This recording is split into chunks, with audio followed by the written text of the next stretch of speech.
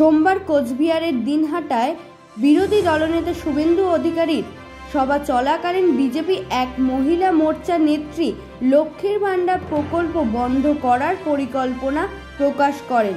পশ্চিমবঙ্গ সরকার লক্ষ্মীর ভান্ডার রাজ্যের মহিলাদের ক্ষমতার জন্য এবং তাদের পরিবারের আরও ভালোভাবে দেখাশোনা করতে সক্ষম হওয়ার জন্য ব্যাপকভাবে উদযাপিত হয়েছে। বিজেপি নারী বিরোধী মানসিকতা সকলের সামনে এনে লক্ষ্মী ভান্ডার প্রকল্পকে ভিক্ষার সঙ্গে তুলনা করলেন তাদেরই নেত্রী। এই লক্ষ্মীর ভান্ডার আর বেশি দিন চলবে না, আগামী 3 মাসের মধ্যে বন্ধ হবে। কারণ আমরা ভিক্ষা দেব না, আমরা স্বাবলম্বী হয়ে চলবো। আগামী এই 24-এর আমাদের এই যে নির্বাচন, এই নির্বাচনে গোটা রাজ্য জুড়ে বিজেপি 35টা আসনে জয়ী হলে 2025-এর মধ্যে পশ্চিমবঙ্গে তৃণমূল সরকার পড়ে যাবে, পশ্চিমবঙ্গে বিজেপি সরকার গঠন হবে।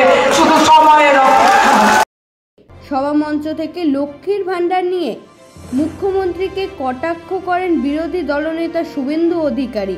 বললেন, বাপের বাড়ি থেকে টাকা এনে দিচ্ছে নাকি?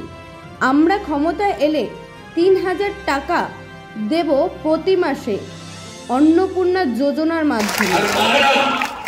লক্ষ্মীর ভান্ডারের ধমক দেখাচ্ছে না? লক্ষ্মীর ভান্ডারের ধমক যেন বাপের বাড়ি থেকে এনে দিচ্ছে সরকারি টাকা। আমরা যেদিন আসবো বিজেপিকে আপনারা আনবেন। পরের মাস থেকে অন্নপূর্ণা যোজনাতে 3000 করে টাকা দেব। আপনারা জোট বাঁধুন, তৈরি হন। তবে বিজেপি নেত্রী ও বিরোধী দলনেতা লক্ষ্মীর ভান্ডার নিয়ে মন্তব্যকে কটাক্ষ করেন তৃণমূল জেলা সভাপতি অভিজিৎ দেব ভৌমিক। লক্ষ্মীর ভান্ডার এখন মানুষের আবেগ। লক্ষ্মীর ভান্ডার মায়েদের সম্মান। লক্ষ্মীর ভান্ডার মা বোনেদের একটা আত্মমর্যাদার জায়গায় এসছে। এটাকে নিয়ে কেউ যদি উপহাস করে, এটাকে যদি কেউ বন্ধ করে দেওয়ার হুমকি দেয়, এটা কালিদাসের মতন গাছের ডালে বসে নিজের গাছের ডাল কাটে। এই ধরনের বক্তব্য যত সামনে আসবে, তৃণমূলের ভোট ব্যাংক তত বাড়বে। Bureau report, royal Bangla TV. সমবায়িকা, স্বপ্ন পূরণে অঙ্গীকারবদ্ধ।